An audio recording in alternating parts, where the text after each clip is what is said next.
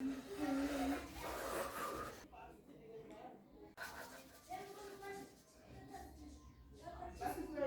cold. Are you being for real right now? Like, are you being serious? It's like 5,000 degrees out there. It's freezing hot. I don't know. What are you talking about? Bring that cardigan here. Bring that cardigan.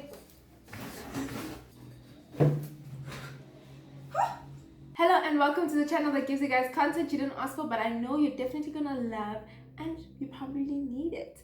So guys, let me just explain. That cardigan I've had for a very long time, and if you guys don't know this already, we got rid of all our clothes. Yep.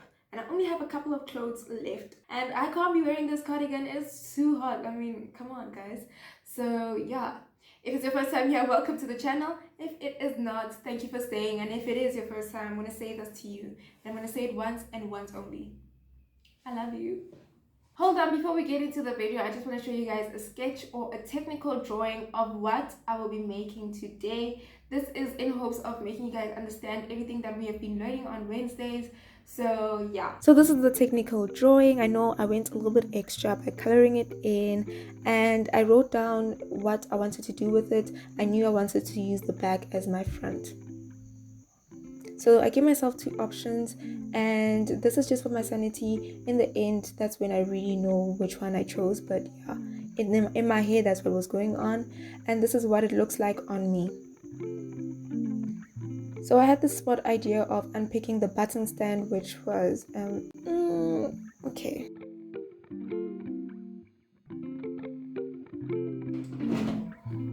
No, babes, no. So that didn't work. I decided to cut out the button stand. After cutting out the button stand, I cut out the sleeve. And then I joined the center fronts together. This is where the button stand was before, and this is what was going to be my now new center back. I gave it a stitch of about 1 centimeter.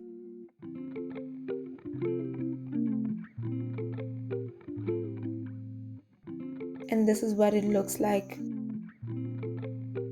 The next thing that I did was just measure where I wanted what to be and whatever. Basically, I was just creating the design while it was on me. It just made better sense to do it like this. As you can see, I'm only drawing on one side, and this is going to be reflected on the other side by making sure that everything is aligned. I cut out that length to shorten it because I wanted the dress to be a bit shorter. And then for the back, I just drew a line for my sanity to be able to make that arc. And like I said, I only did half at a time in order to reflect it on the other side. As I'm cutting, I'm giving myself an allowance of 1 centimeter. Now I'm going to be showing you guys the lettuce hem, where we are going to be using the zigzag stitch, and then we're going to be making use of the smallest stitch that your machine has. Next thing that you want to do is fold your hem at least about 1 centimeter or less, and then give it a zigzag stitch while you are stretching the fabric. And as you can see, this is what a lettuce hem looks like, and the excess fabric you're going to cut out. After cutting it out, I decided I wanted to give it a second zigzag stitch, which was not small, because this was actually a dreading process, but it's cool. Then I decided to use the leftover bits to make straps for the dress, as well as for the neckline. My straps were 2 centimeters wide, which was not the smartest idea because this was quite difficult to sew.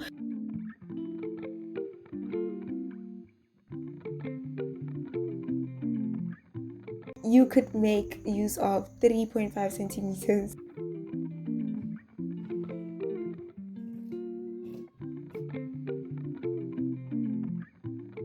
Now we're going to attach the strap onto our neckline, and when we are attaching it, I'm slightly pulling to give it a bounce back effect. This is going to give better fit on the neckline area, so it's necessary.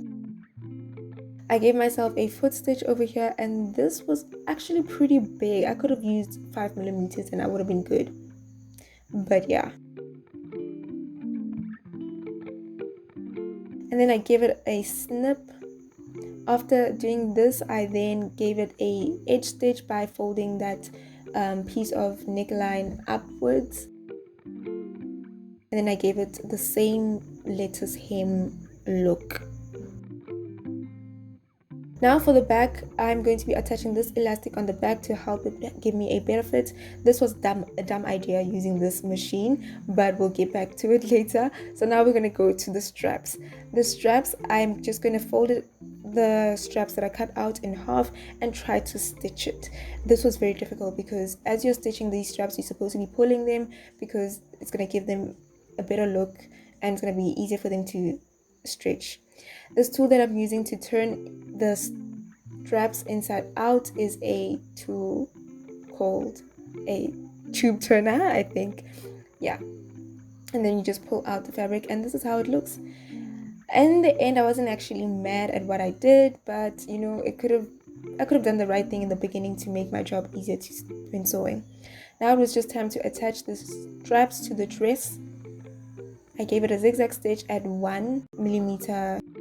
So guys, I'm not happy with my body at this point. I'm kind of uncomfortable, but I could see that there were some issues that I had to fix, and this is the problem that we're going to fix now, the back part that I skipped. You remember when I said earlier?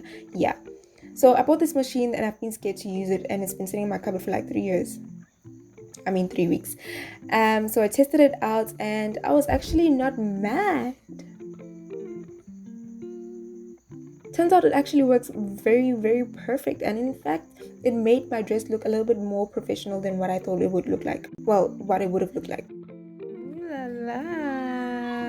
Ay, ay, ay. Then after doing that, you're just gonna fold the elastic inwards and then give it a foot stitch, and you have an amazing looking finish. This was a better finish than what I did in the beginning. It also made the dress fit a lot better. So this is what the dress looks like. It looks so much better. I know you guys can't see it clearly, but if you want to see more of this dress, head on over to Instagram and you can see the pictures there. Thank you for watching.